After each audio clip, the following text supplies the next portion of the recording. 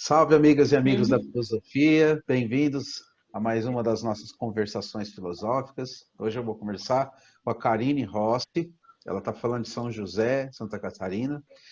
Ela é doutoranda pela Federal de Santa Catarina e também tem um mestrado, graduação pela Federal de Santa Maria e na área de filosofia, com enfoque para a filosofia da biologia, né? Então, agradeço sua presença aqui, Karine, e já vou começar perguntando como é que foi essa opção pela filosofia da biologia, essa relação entre filosofia e ciência.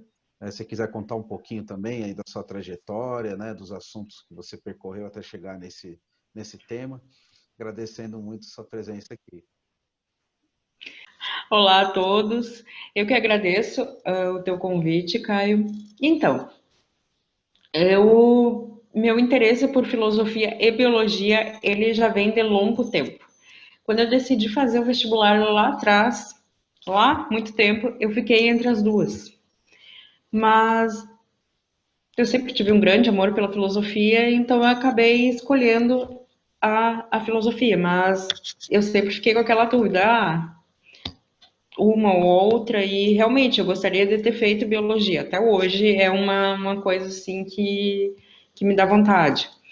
E quando eu estava, durante a minha graduação de filosofia, eu pensei até, eu acho que todo mundo pensa assim, é um momento em largar a filosofia para fazer outro curso, e pensei em largar a filosofia para fazer biologia, mesmo gostando do que eu estava fazendo. Foi quando eu acabei conhecendo a filosofia da biologia. Eu descobri que tinha um professor, que por sinal hoje é meu orientador, o Gustavo Capone, que trabalhava a filosofia da biologia aqui na UFSC. E eu comecei a ler o material, tudo, e comecei a me interessar muito pelos assuntos. Aí, no final da minha graduação, eu já comecei a trabalhar com questão da espécie, mas não o que eu trabalho hoje. Naquela época, eu trabalhava a dicotomia entre essências e indivíduos, se espécies são essências, se espécies são indivíduos, que é uma discussão pré-Darwin e pós-Darwin. Mas daí, no meu mestrado, eu já queria ter vindo para a Universidade Federal de Santa Catarina, não foi possível. Mas eu continuei daí trabalhando, filosofia da biologia, e eu foquei que é no que eu trabalho hoje, no conceito de espécie. E no meu doutorado, felizmente, eu consegui vir para cá e é o que eu estou trabalhando agora. E como é que foi, como é que é essa discussão do conceito de espécie? Se você quiser falar um pouquinho disso também. Claro. Então, antes de eu falar como que funciona essa discussão, eu tenho que fazer uma diferenciação muito essencial. Porque, assim, dá muita confusão se eu não deixar claro o que que é um táxon de espécie e o que que é uma categoria de espécie. Eu preciso diferenciar os dois. Então, quando eu falo de táxon de espécie, eu estou falando do grupo concreto de organismos que formam uma espécie, o grupo concreto que existe na natureza, que formam uma espécie. Por exemplo, uma espécie em particular, Equus cabalus, por exemplo, que é a espécie cavalo, Canis lupus, que é a espécie lobo. Então, essa não é minha discussão. Eu não discuto o conceito de táxon, não estou discutindo se espécies, o grupo de espécies, o grupo de organismos concretos da natureza existem ou não, ou qual o conceito. Preciso deixar isso claro porque depois a gente vai ver que isso pode causar algumas confusões. E o táxon da espécie, ele difere da categoria da espécie. O que é a categoria da espécie? Ela não está falando de uma espécie em particular. Ela não é uma espécie em particular. A categoria da espécie é que nem as outras categorias, é um termo abstrato. Ela tenta, é que nem as outras categorias, o gênero, o filo, a ordem, as outras categorias lineianas. Ela tenta explicar o que é uma espécie. o que eu entendo por espécies, por espécie, a partir do termo espécie. É como se eu pegasse o termo cadeira. O que eu entendo por cadeira a partir do termo cadeira? O que ele abstrai dos objetos do mundo a partir do momento que eu falo cadeira? É a mesma coisa que espécie. Então, quando tem essa diferenciação. Aí, com a categoria da espécie, eu tento dizer o que é espécie, o que elas são, qual o papel delas na natureza. E o problema que eu discuto, quando eu falo de conceito da espécie, eu estou falando do conceito da categoria da espécie. Então, o meu problema é o seguinte: há um único conceito, existe um único conceito que dê conta de explicar todas as formas de vida, ou dito de outro modo, eu consigo explicar o termo espécie, explicar o que são espécies a partir de um único conceito, de uma única forma? Alguns autores vão dizer que sim, outros vão dizer que não. Existem duas abordagens principais sobre a categoria da espécie: a abordagem que a gente chama de monista e a abordagem que a gente chama de pluralista. O que é a abordagem monista? A abordagem monista depende que, sim, tu consegue ter um conceito apenas que explique o que são espécies, ou seja, tu consegue ter um conceito apenas para a categoria da espécie. Enquanto a abordagem pluralista diz que não, que tu tem que ter dois ou mais conceitos, ou talvez uma hierarquia de conceitos, para poder explicar o que são as espécies, como elas se comportam na natureza, como elas se organizam na natureza. Então, o que eu vou fazer aqui? Eu vou explicar alguns conceitos monistas e falar dos problemas deles, e um conceito pluralista. Por que eu escolhi esses conceitos? Eu escolhi esses conceitos porque eles são os mais usados na literatura de filosofia da biologia, de conceito da espécie, mas também eu sou obrigada a escolher conceitos para trabalhar conforme esses critérios, porque são muitos conceitos. Tu tens autores, por exemplo, tu tem autores como o Wilkins, o Maiden, entre outros, que eles citam de 30 a 40 conceitos monistas. Tu tens entre conceitos pluralistas de 10 a 15, em alguns autores que enumeram de 12 a 15. Então, são muitos conceitos. E para eu poder mostrar aqui alguns conceitos e também para eu poder trabalhar, né, na minha tese, eu tenho que delimitar. Então, eu escolhi 3 conceitos monistas e trouxe aqui para vocês hoje, e um conceito pluralista. Eu vou botar na tela aqui e vou ler o primeiro conceito monista e eu vou dizer o porquê que ele não serve para espécies. Bom, o primeiro conceito monista aqui que nós temos é o conceito morfológico da espécie. Para cada espécie, haveria propriedades morfológicas específicas que seriam compartilhadas a todos os organismos daquela espécie. O conceito morfológico, ele é um conceito, na verdade, que ele se remete antes de Darwin. Ele era um conceito muito utilizado por Linneu, que se baseava nas similaridades dos organismos. Só que nós temos problemas aí. Por quê? Porque quando tu pensa em similaridades dos organismos, tu pensa em características compartilhadas, características que seriam somente daquela espécie e compartilhadas somente por aqueles organismos. Então, por exemplo, a espécie Equus caballus, o cavalo, a espécie cavalo, todos os organismos teriam que compartilhar as características que me levariam a identificar aquela espécie, e somente aqueles organismos somente aquela espécie poderia ter aquelas características. Nenhuma outra espécie que pudesse surgir futuramente ou ter surgido no passado poderia ter as mesmas características.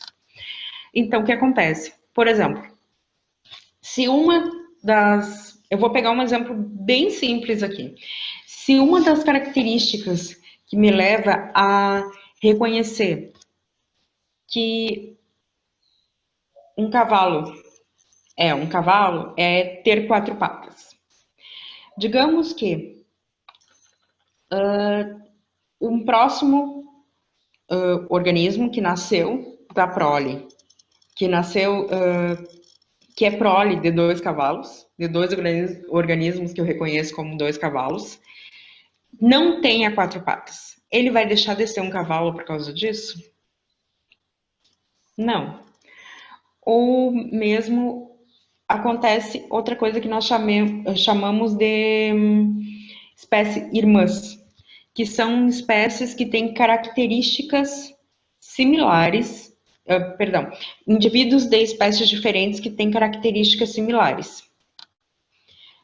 E isso ocorre porque eles estão em ambientes próximos e estão sob as mesmas pressões seletivas. Então, muitas vezes, tu tem indivíduos de espécies diferentes e por causa da similaridade, tu vai acabar colocando eles numa mesma espécie. Então, isso seria um outro problema também. Esses são alguns problemas do conceito morfológico da espécie. Aí eu teria, após a Revolução Darwiniana, que a gente tem a noção de ancestral comum, e a gente começa a ter nós começamos a ter outros conceitos da espécie.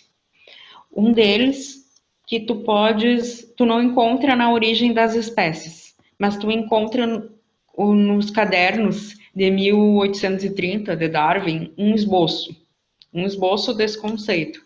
Ele não delimitou, não foi ele que criou, porque tu encontra também em Buffon, por exemplo, que é um outro naturalista anterior a Darwin, mas tu encontra esse conceito esboçado, que é o conceito biológico da espécie. Esse conceito, na verdade, ele foi delimitado na década de 1940 por Ernest Mayr. Eu vou ler ele também, que nem eu fiz com o conceito morfológico, e vou falar alguns problemas também que ocorrem com ele, por que ele não serve para conceituar espécies. Conceito biológico da espécie. Uma espécie espécies são grupos de populações naturais intercruzáveis que são reprodutivamente isoladas de outros grupos. Então, segundo esse conceito, espécies seriam grupos de populações que se cruzariam só entre si e não se cruzariam com outros grupos. Por exemplo, nesse caso, a espécie Canis lupus, que é o lobo, se cruzaria só as suas populações que tem ali dentro, e a espécie Canis latrans se cruzaria as suas populações e indivíduos dessas espécies não se cruzariam. Só que não é o que acontece. Nós temos híbridos de lobo e coiote. Eu falei Canis latrans, né? É coiote, perdão. Eu não sei se eu cheguei a falar isso. Nós temos híbridos de lobo e coiote. Nós temos híbridos de lobo e cachorro, por exemplo, a espécie Canis familiares. Nós temos diversos híbridos na natureza, seja de animais, plantas, bactérias, vírus, mas bactérias e vírus eu vou deixar um pouco mais para frente. Mas eu vou mostrar agora, por exemplo, alguns híbridos, porque eu acho muito interessante poder visualizar eles. Então eu trouxe eles aqui também. Por exemplo, esse primeiro híbrido aqui. Tu tens híbridos férteis e híbridos não férteis. Esse primeiro híbrido é o que se chama de ligre. Ele é um híbrido entre a pantera léo, que é o leão, mais a pantera tigris, o tigre no caso. Ele é um híbrido não fértil. No caso do próximo, o zebrasno, tu tem o híbrido entre a zebra, Equus zebra, e o híbrido entre zebra e asno, que é o Equus asinus. Aqui nós temos o hibridismo de planta. O triticum, o trigo, mais secale cereale, que é o centeio, no caso, triticale. Aqui nós temos um híbrido bem curioso, que é um híbrido entre 3 espécies, o coiofe, que é um híbrido entre cão, lobo e coiote, ou seja, canis familiares, canis lupus, mais canis latrans. E esse último aqui, muito fofinho, por sinal, é um híbrido entre Tuorcipes truncatus, golfinho fêmea, e uma pseudo-orca cracidens, falsa orca macho, que também é chamada de wolfen ou forquinho. São animais bem curiosos, alguns têm uns nomes engraçados. Por exemplo, o wolfen, ser chamado de forquinho, é um tanto engraçado. E o triticale parece que você tá com aquele trava-língua. Mas, enfim, na hora de pronunciar. Karina, Mas eu fiquei com continuando. umas dúvidas. Você falou que tem um que é infértil, mas que teriam alguns férteis. Quais desses aí? Algum desses? Ah, ótimo, perdão. Boa pergunta. Deixa eu voltar aqui para a tela. Eu só falei porque aqui, nesses exemplos aqui, tem férteis. Por exemplo, o coiofe, ele é fértil. A gente pode ter o caso de ter o cruzamento dessas 3 espécies aqui, o resultado dessas 3 espécies, o coiofe, e ele conseguir cruzar com o canis familiares, um indivíduo da espécie canis familiares, que é o cão, ou um outro indivíduo da espécie Canis latrans, ou um outro indivíduo da espécie Canis lupus. No caso, o zebrason e o triticale são inférteis, e eu vou ser bem sincera que eu não me lembro do wolfen. Mas, além do hibridismo, no caso do conceito biológico da espécie, também tem a questão que, bom, ele requer o intercruzamento entre indivíduos da mesma espécie. No caso de organismos assexuados, tu não tem cruzamento de indivíduos da mesma espécie. No caso de bactérias e vírus, eles se reproduzem assexuadamente, né? Então, é mais um problema. Tu não consegue aplicar esse conceito aos organismos assexuados. Então, são 2 os principais problemas: hibridismo e não aplicação aos organismos assexuados. Eu vou mostrar mais um conceito monista. Depois, mais para frente, vai dar também para entender o porquê que eu estou mostrando esses conceitos, porque eu vou precisar lá na frente para um outro conceito.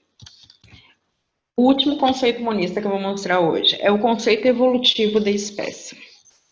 Segundo esse conceito, que foi cunhado por Simpson na década de 50, uma espécie seria uma linhagem filética ancestral descendente que evolui independentemente de outras. E ela teria o seu próprio papel e tendências evolutivas separadas e unitárias. Dessa forma, a espécie seria a unidade básica da evolução. Certo. Só que aqui tem problemas também, porque tu tem uma grande vagueza. Aqui tu não tem características suficientes para dizer o que são espécies. Então, o fato de, no caso do conceito morfológico, tu diz, espécies são grupos de organismos que são similares. Pelo menos eu conseguia delimitar ali grupos de organismos que são similares, perdão. No conceito biológico da espécie, tu diria, espécies são grupos de organismos que se reproduzem entre si e não se reproduzem com os outros. Mas aqui tu não tem características o suficiente para poder dizer, na natureza, espécies são isso.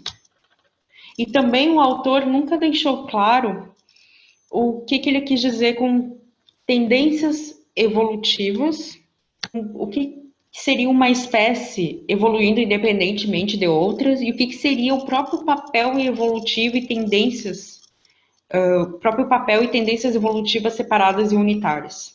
Então, tu tem um conceito extremamente vago e sem explicações de algumas coisas fundamentais. Então, embora aqui nós temos uma característica diferente, por exemplo, do conceito biológico da espécie, que ele seria aplicado a todos os organismos, a princípio, tu não tens como saber, olhando para a natureza, o que seria uma espécie, porque falta caracterização.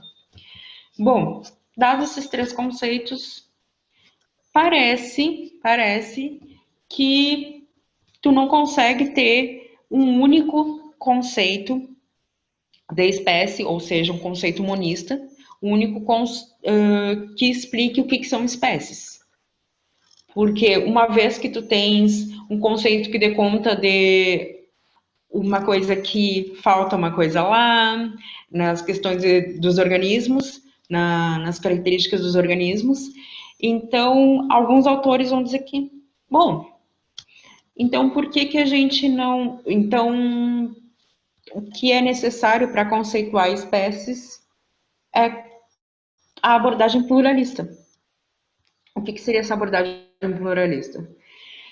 É tu ter dois ou mais conceitos, ou até uma hierarquia de conceitos, para poder explicar o que são espécies. Nesse caso aqui eu trouxe o conceito cunhado por Richards, parece um pleonasmo o nome dele, mas eu trouxe aqui porque é o conceito que eu tenho trabalhado muito, trabalhei bastante na minha dissertação, tenho trabalhado bastante na minha tese, embora eu já esteja indo para além dele. O que o Richards diz? Que tu precisa de uma divisão conceitual do trabalho. Que tu precisaria de um conceito que dissesse o que espécies são e qual seria o papel delas na natureza. E esse conceito teria que ser vago para poder abarcar todos os organismos existentes. E também esse conceito ele teria que ser diacrônico e sincrônico.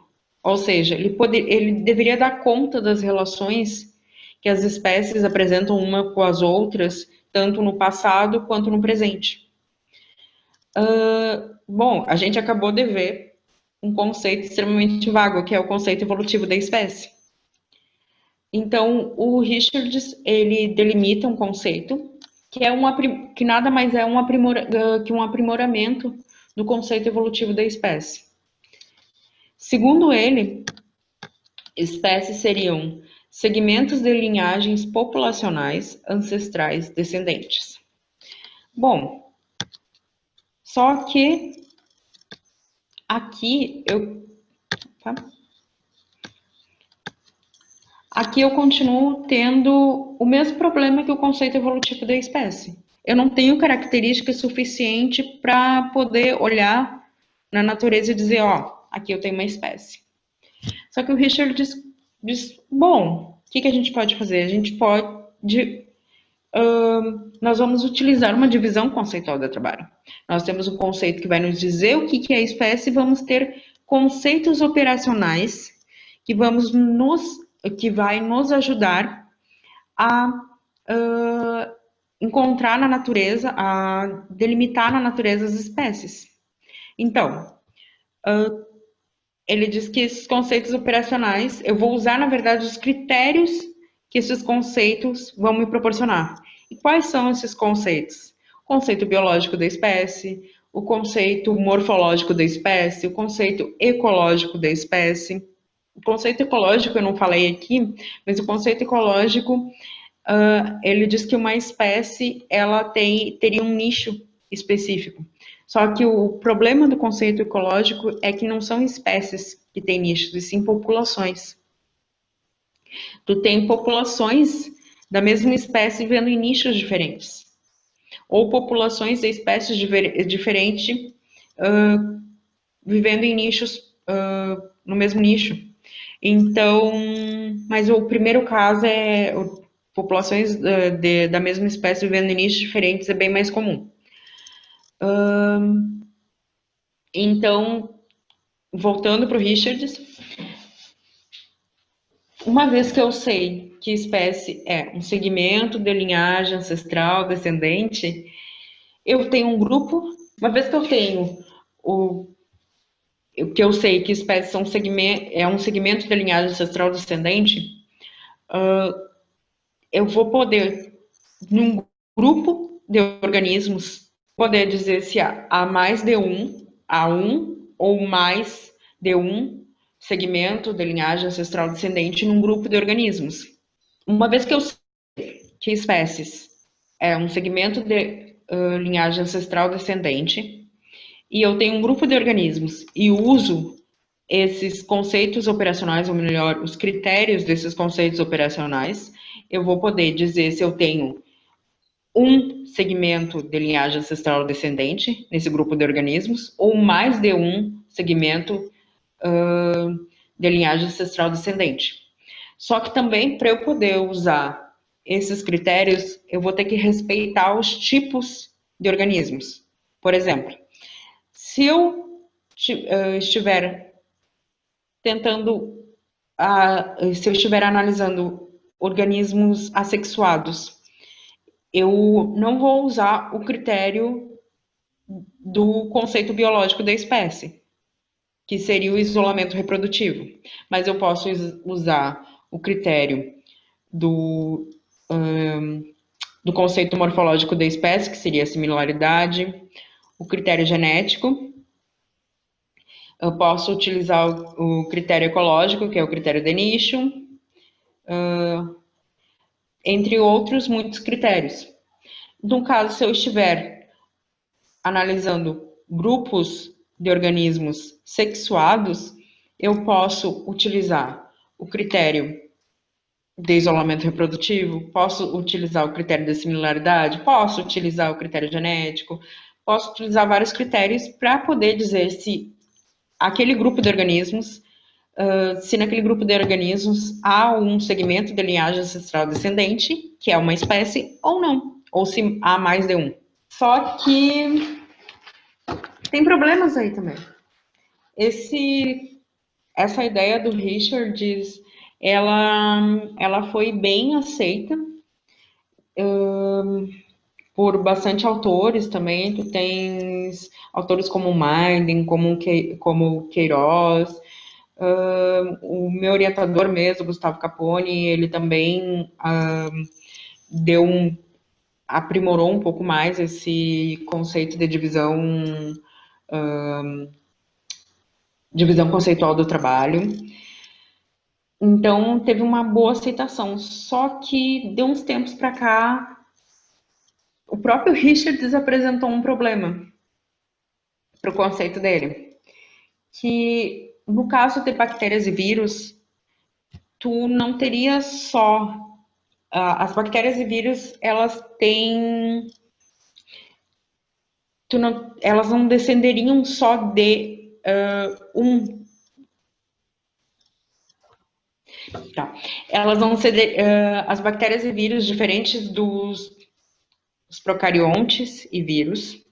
O problema da divisão conceitual do trabalho, ou seja, do conceito de tu dizer que espécies são um segmento de linhagem populacional ancestral descendente, é que eucariontes, vírus e procariontes são diferentes, se comportam de maneira diferente. Como isso? Que procariontes e vírus nem sempre descendem de um ancestral comum apenas, enquanto os eucariontes sim. Os procariontes e vírus, eles podem descender de 2 ou mais ancestrais. E isso dá um problema para poder utilizar esse conceito que o Richard cunhou. Eu já vou mostrar mais para frente qual seria o problema. Bom, como que ocorre o porquê que ocorre deles não descenderem de um ancestral comum? Bom, os procariontes e vírus, não todos, mas uma boa parte, eles sofrem de um processo chamado transferência horizontal genética. Então, são 3 formas que ocorre essa transferência horizontal genética. Deixa eu colocar em tela aqui. A gente tem a forma de transdução, que é quando a transferência horizontal genética é a transferência horizontal ou também lateral de genes de um indivíduo de uma linhagem para o indivíduo da outra linhagem diferente.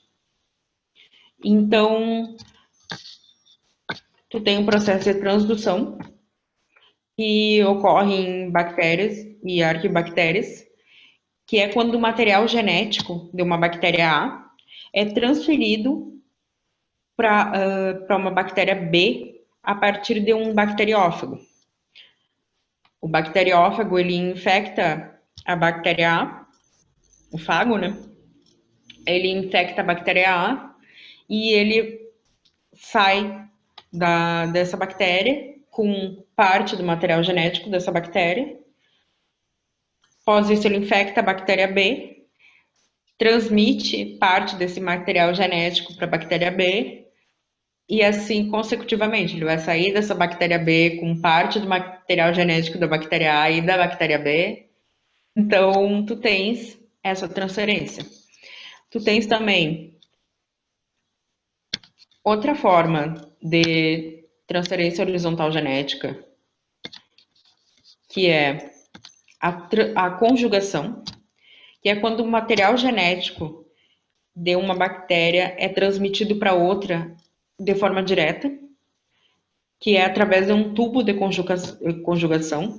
Aqui tu tem a transferência de plasmídios, de uma bactéria que tem plasmídios para uma bactéria que não tem plasmídios. E a terceira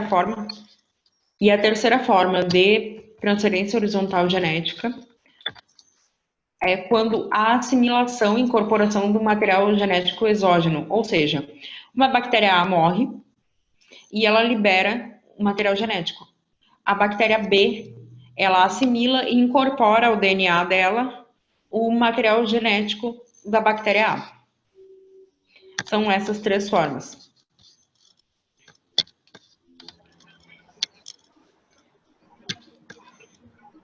Então, quais são as consequências disso? Tu não consegue ter como determinar de qual linhagem ela descende, de qual segmento da linhagem o indivíduo vai descender, porque ele vai pertencer a várias linhagens, ele vai ter material genético de várias linhagens. Então, eu poderia dizer que ele pertence a todas essas linhagens. Eu não consigo determinar de qual espécie esse indivíduo é. E no caso dos bacteriófagos, é pior ainda, porque além deles fazer esse processo com as bactérias ali que eu mostrei, de retirar material genético da bactéria A, infectar a bactéria B e infectar ela com material genético da bactéria A e depois retirar o material genético da bactéria B, a bactéria A, e infectar a bactéria C e assim por diante, eles também trocam o material genético entre si. Então, por isso que os próprios bacteriófagos são chamados de mosaico genético. Eu até brinco, é uma bagunça louca, assim, é muito material genético que tem entre os bacteriófagos. Bom, mas aí tu poderia me perguntar, não teria outras formas de eu delimitar as bactérias ou os vírus? Já me perguntaram várias vezes isso também. E, bom, eu poderia tentar delimitar pelos critérios de de similaridade, por exemplo. Mas critério fenético, né, que a gente chama, morfológico. Só que no caso, por exemplo, a gente pode pegar um bacteriófago apenas, ele pode ter a morfologia da cabeça. O bacteriófago é cabeça e cauda. Ele pode ter a morfologia da cabeça de um bacteriófago, a cabeça de um bacteriófago A, por exemplo, e a cauda de um bacteriófago B. Então, pela morfologia, eu não consigo também. Eu tenho dois elementos aí. Então, morfologicamente, eu também não consigo dizer de qual espécie ele pertence. O critério ecológico. Bom, é só a gente pensar em questão de vírus. É difícil dizer onde que vírus não esteja. Tipo, o vírus tem nicho, é difícil a gente ver, né? Conseguir determinar um nicho para um vírus. A gente pode pegar o próprio coronavírus, né? Onde que ele não está. Então, dizer que um vírus pertence a um nicho específico é realmente muito complicado. E, por fim, o critério filogenético, que seria o critério que o próprio, que aqui eu falo, que seria o critério que o próprio Richards usa, né? Que um indivíduo, ele pertence a uma espécie se e somente se, ou melhor, ele pertence a uma linhagem, perdão, se e somente se ele... Deixa eu reformular isso, perdão. O indivíduo, ele pertence a uma linhagem se e somente se ele for descender daquele segmento de linhagem particular. Então, um organismo ele seria membro de uma espécie se e somente se ele fosse segmento de uma linhagem particular. No caso tanto dos procariontes como os vírus que sofrem de transferência horizontal genética, tu não consegue dizer que eles são descendem de uma linhagem particular. Então, nesse caso, ou tu não pode determinar eles como sendo de uma espécie, ou cada organismo desses, ele seria uma espécie nova. Então, tu teria uma multiplicação de espécies, assim, muito grande.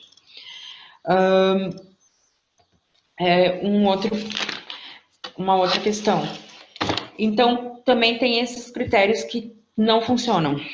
E daí agora? A gente está perdido, a gente não consegue conceituar a espécie nem da maneira monista, nem da maneira pluralista. Bom, ainda tem salvação. Espera-se que ainda tenha salvação. Tem possíveis alternativas. Eu vou aqui colocar duas, mas são mais. E eu vou colocar primeiro a que eu menos simpatizo e depois a que eu mais simpatizo. A que eu menos simpatizo é que a categoria da espécie ela serviria para só alguns tipos de organismos. Por exemplo, o Erich Fiskai, se eu não me engano, num artigo dele de 2010, ele defende que a categoria da espécie deveria abarcar os organismos eucariontes e os organismos procariontes, enquanto os vírus não seriam espécies. E não só o Erich Fiskai, tu tem autores antes, tu tem o próprio Dobzhansky na década de 60, tu tem o Meyer também ao longo da história dele na década de 60, depois 70 e assim por diante, falando que tu poderia conceituar espécies também conforme o conceito biológico e dizer que espécies são organismos eucariontes que se reproduzem entre si e organismos procariontes e vírus seriam outras coisas. Então, a gente teria que tentar explicar o que seriam esses organismos. Então, a categoria da espécie, ela não explicaria todas as formas de vida. essa é a alternativa que eu menos simpatizo, para ser bem sincera. E por curiosidade, é a que eu mais simpatizava antes. É uma curiosidade que eu até gosto de compartilhar, porque é interessante o quanto a gente pode mudar durante o nosso trabalho. Sim. A alternativa que eu mais simpatizo agora, ela vem de uma autora francesa, a Francesca Merlan, e ela traz a ideia de que a transferência horizontal genética, ela seria um mecanismo de variação, de transmissão e uma forma de adquirir variações dessas linhagens. Ela não seria um mecanismo de herança. Tu teria diferença entre a transferência horizontal genética e o que a gente chama de herança. Porque alguns autores trabalham, entendem herança como abrem o conceito, demais o conceito de herança e entendem também a transferência horizontal genética como herança. Então, a proposta da Merlan é que, não, a transferência horizontal genética, ela é uma forma das linhagens, ou seja, das espécies, adquirirem variações, de transmitir e adquirir variações, e tu teria um outro mecanismo, daí no caso a herança, que conservaria ou não essas variações. Aí a proposta da Merlan é, o que a gente tem que trabalhar para poder solucionar o conceito da espécie? O conceito da herança. O que a gente entende como herança? Uh, a gente teria que considerar a transferência horizontal genética como herança? Sim ou não? O que a gente tem que considerar como herança? O que se conserva, o que a gente considera como um mecanismo que se conserva, que é a herança, o que a gente não considera, o que a gente considera como só um mecanismo que adquire transformações para as espécies. Então, essa é a alternativa que eu mais simpatizo e para dar uma palhinha é a alternativa assim que eu tô apostando, assim, tô tentando, na verdade. Mas, claro, é um trabalho, né? Mas é isso. É porque a questão é assim, a definição de vida, né, a definição de que é biologia, que é as ciências da vida, como é que se pode classificar os seres vivos, se para além de uma mera classificação, isso também diz respeito ao que é a vida, né? Isso são questões que a filosofia trabalha desde sempre, né? Então, por exemplo, a gente pega na antiguidade, né? Existe já uma forma de classificar os seres vivos. Aristóteles, por exemplo, tenta fazer isso. Por trás tem também uma forma de dizer, dentre os seres vivos, quais são aqueles que têm determinadas características. E aí o ser humano teria mais características que os outros, e ele encontra ali uma forma de dizer que o ser humano, por ter a intelecção que pode produzir a ciência, é superior aos outros, está mais próximo, né, do que é isso. Depois, com a descoberta, por exemplo, do código genético, houve uma volta, né, do aristotelismo. Tem muitos biólogos aristotélicos, neo-aristotélicos, né, a questão de que o código genético é uma espécie de inscrição, né, na matéria de um código mesmo, de algo que pode ser lido, pode ser inteligido. Então, a questão de definir espécie, né? Qual é o limiar da espécie humana dentre as espécies? Né? Eu acho que isso diz respeito, né, a isso que você está colocando, né? Onde é que a espécie humana é diferente das demais, né? Por que a espécie humana é uma espécie? Para onde estaria indo a espécie humana? Ou então, se a gente quiser também pensar questões mais polêmicas, né, da diferença, né, dentre os seres humanos, entre um conceito como, por exemplo, a ideia de raça, né? A ideia de raça é uma ideia que tem conotações políticas, culturais, sociais, de dominação de determinados grupos humanos sobre outros. Então, definir espécie também poderia desfazer certos mal-entendidos com relação a essa diferença que não existe para a biologia, ela é uma construção social, né?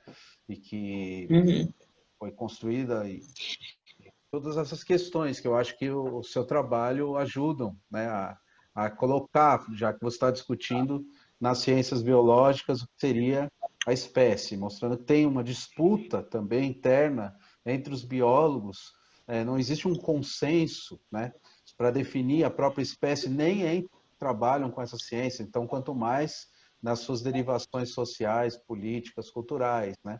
Então, só Uhum. essas duas questões já talvez já daria, né, muitas discussões, né? Então, o que eu diria em relação à definição da espécie para a própria, por exemplo, para a questão humana, ou para se a espécie humana teria alguma diferença em relação às outras. Quando eu digo que são, quero tentar explicar o que são espécies, eu estou tentando dizer o que são espécies no geral, assim, eu não quero dizer o que é uma ou outra espécie, ou tentar diferenciar uma espécie de outra, no sentido de dizer se uma é melhor ou outra é pior. O que eu quero dizer? Eu quero dizer que eu quero explicar o que é uma espécie, por exemplo. Vou pegar o conceito biológico, embora ele não funcione, mas só para especificar. Espécies são organismos que formam um grupo que se intercruzam entre si, certo? Isso não me diz se a espécie X ou Y ou Z é melhor que uma ou melhor que outra. Só me diz o que são espécies e me ajuda a reconhecer na natureza. Então, eu acho que quando eu defino o termo espécie, ele é muito neutro nesse ponto de não dar vazão para poder dizer, ó, a espécie humana é melhor, a espécie humana tem características melhores, porque talvez se eu dissesse, a espécie humana tem características X, X, X, X, X, X. A espécie Ecos-cabalos, espécie humana, Homo sapiens, a espécie Ecos-cabalos, a espécie cavalo tem características Y, Y, Y, Y, Y. Estou só elencando.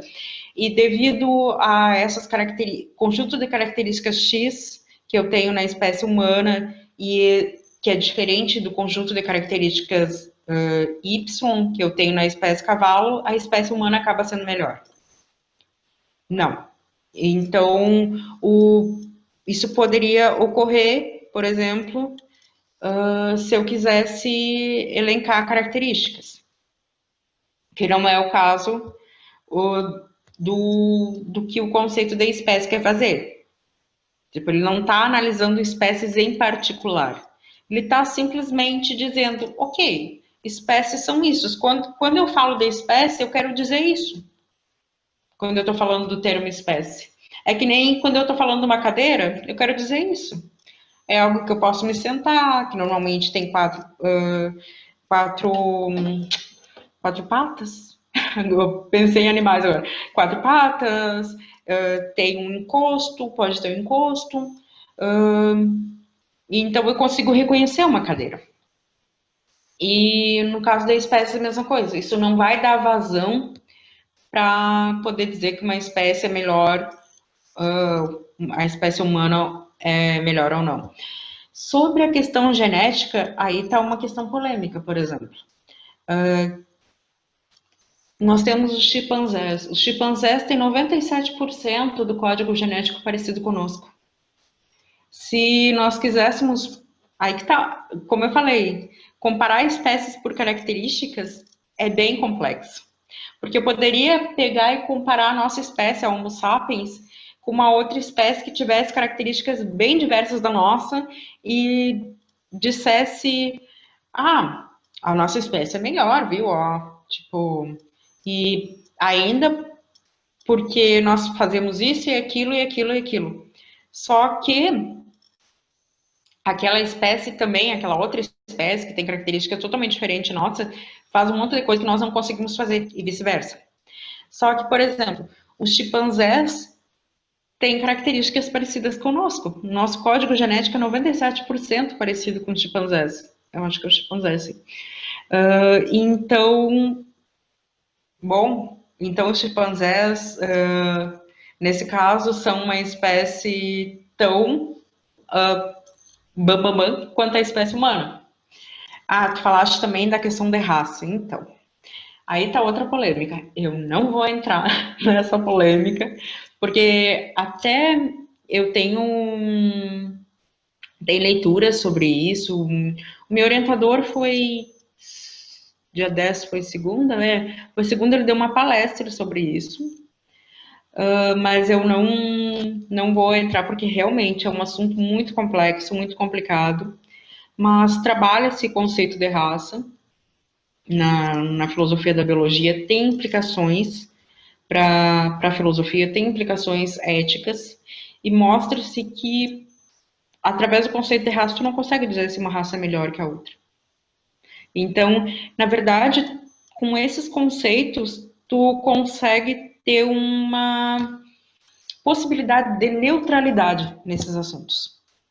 Uma possibilidade de mostrar que não, a espécie humana não é melhor que as outras espécies.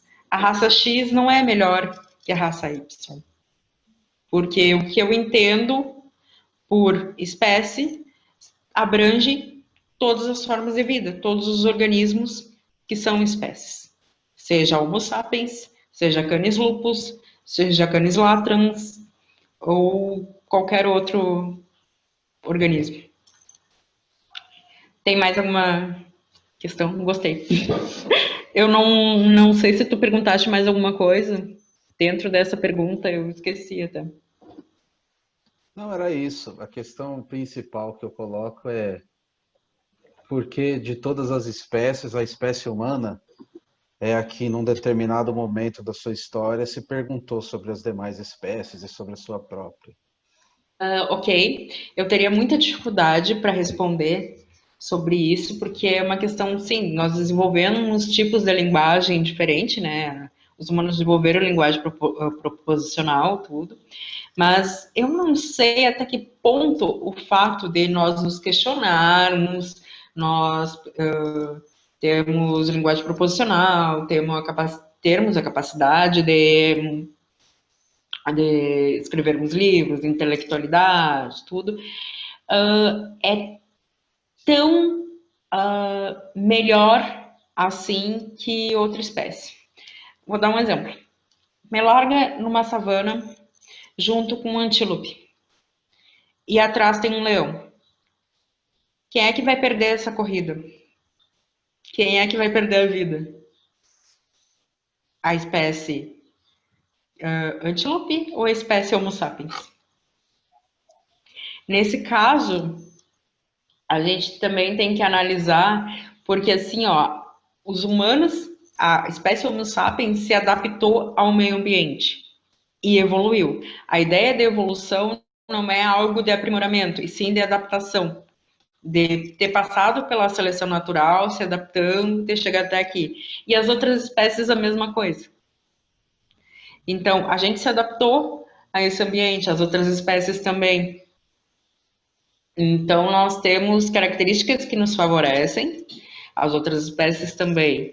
Então, eu não consigo, assim, ver na espécie humana, claro, que enquanto nós humanos aqui, nós estamos dialogando, nós conseguimos nos entender, animais próximos a nós, por exemplo, um cachorro, a gente também consegue entender mais fácil a linguagem deles, que eu tentar, por exemplo, entender um passarinho. Tu tem uma diferença ali entre as espécies muitas vezes, mas no sentido de uma aproximação de entendimento, de linguagem, mas eu não consigo ver como que uma espécie poderia ser melhor que outra nesse sentido de humano ser melhor, sabe? Para mim, esses conceitos eles vêm para ajudar, trabalhar esses conceitos, vêm para ajudar para nos dar essa ideia de neutralidade mesmo. Essa ideia que não, Claro que isso também pode vir alguém dizer, não, Karine, não é bem assim, tem algumas outras questões éticas, ok, ok, mas para mim, pelo menos, agora com essa tua pergunta, eu responderia isso. Legal, muito obrigado, Karine. Gostei muito da conversa. Espero que sua pesquisa aí tenha bons frutos. E se quiser dizer alguma última coisa, então, para a gente encerrar, agradecendo demais sua presença aqui mais uma vez. Só queria agradecer, dizer que eu gostei também muito da conversa, que é um assunto realmente, como tu disse, tem muitos detalhes, tem conceito dentro de conceito, tem que explicar isso e aquilo, mas é algo que eu realmente gosto muito de trabalhar e dizer que eu estou muito contente de ter participado e só agradecer. É isso. Eu que agradeço, Karine, pela exposição, por ter participado aqui com a gente nas conversações. O pessoal também que assistiu, agradeço. Comentem aí, deixem suas ideias para a gente continuar a conversa. Fiquem ligados nas próximas conversações filosóficas.